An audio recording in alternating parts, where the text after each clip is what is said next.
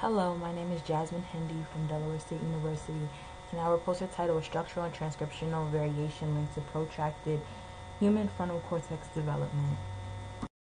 Here is the poster altogether, but in this presentation I'll just be going section by section.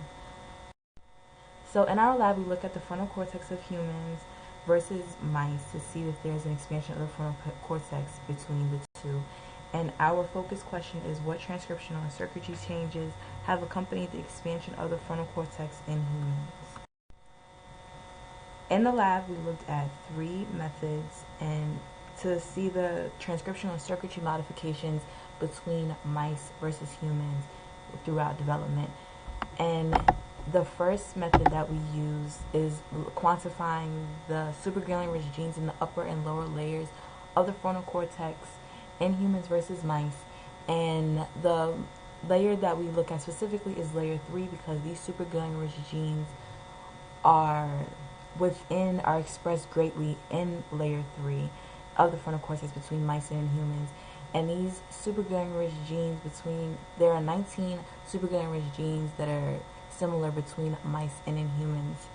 So those are the genes that we look at between mice and humans to study the frontal cortex expansion between the two.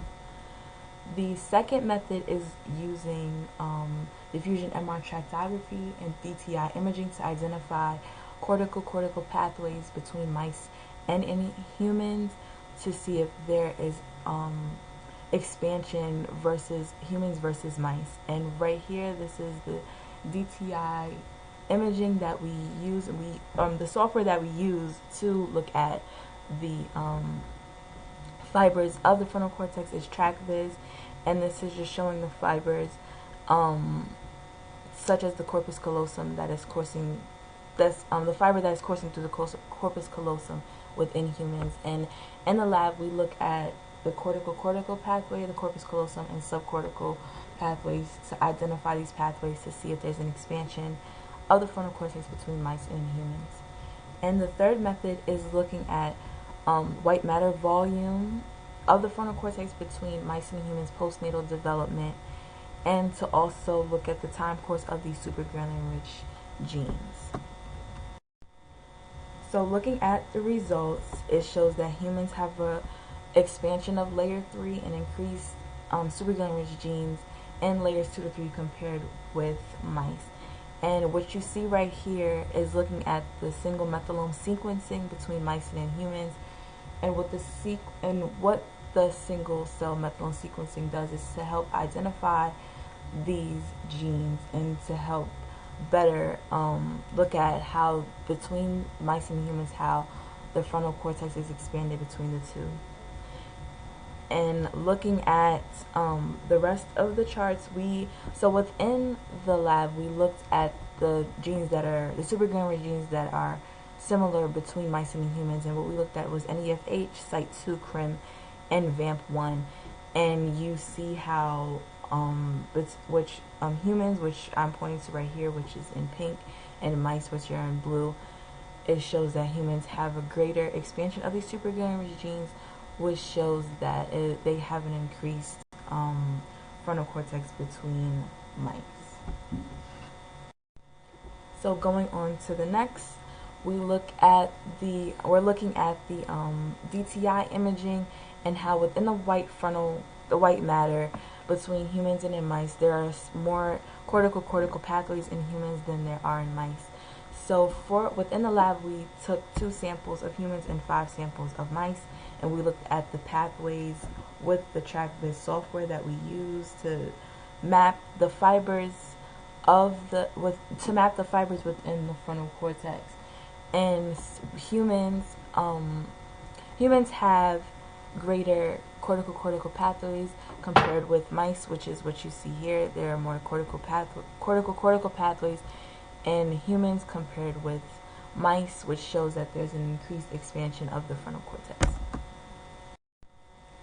Going on to the next, we look at how the frontal cortex white matter ceases to grow over the course of development in between mice and in humans.